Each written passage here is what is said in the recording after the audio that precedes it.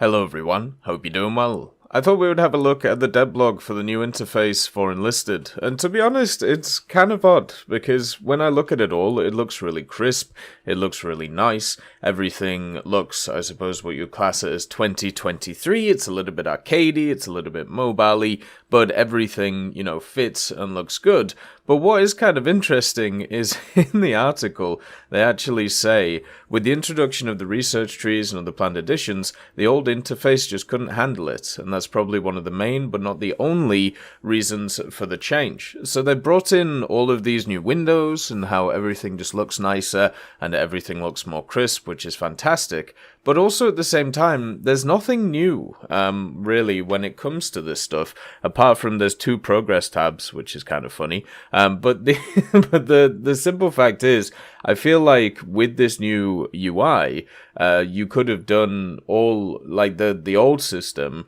is pretty much exactly the same as this new system, apart from you just moved a few things around and then also changed the image quality of it. So the idea that the old AI wasn't able to do what this new AI could do, I need to see the differences in it. Now, is this new interface better? Yeah, of course, it looks really nice, everything is super crisp, and also it means that the custom hanger stuff will be much more interesting. Also, at the same time, they have added some slightly different things, but nothing too huge at the end of the day. It just seems like it's a complete interface upgrade, but not one which is all too different from the previous one. I don't honestly think if this is like the changes they've done to the interface, that this was, massively needed in order to bring in the new system, because, well, I don't see too much of a difference in terms of usability. It looks a lot nicer. They've moved a few things around, such as obviously the battle pass and the daily stuff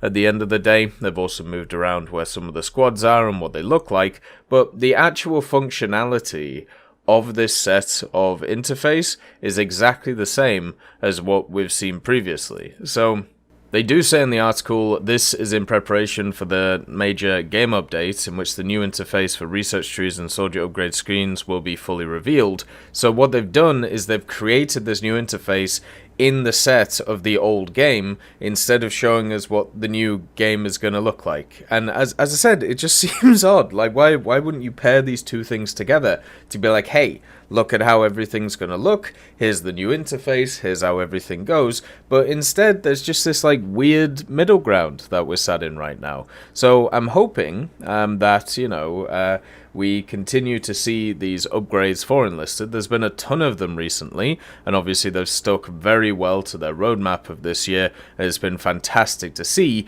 Obviously we have another event which is coming out tomorrow, which at least for me means I'm going to go back into the game, even though I've completed the battle pass and all the other events.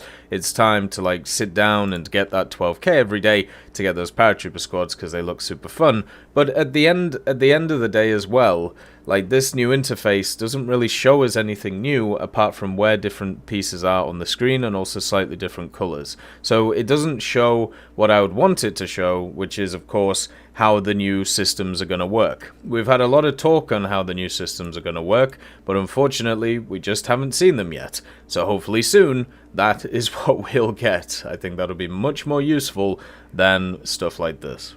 As always, I hope you have a wonderful day, and I'll see you next time. I'd just like to thank Millie Draper, Juan the Panda, Nick R. Copila, Carrion Crow, Gus Irenicus, Pyman, Merciless Reaper, Orange Tail, Teddy, Daniel Stanton, Moxie B. Young, Peter Grayling, Jerry Provolt, Bareen, Alan Hacker, Sem Arslan, Uncle Bean, Derek R., and Lafouche for supporting the channel.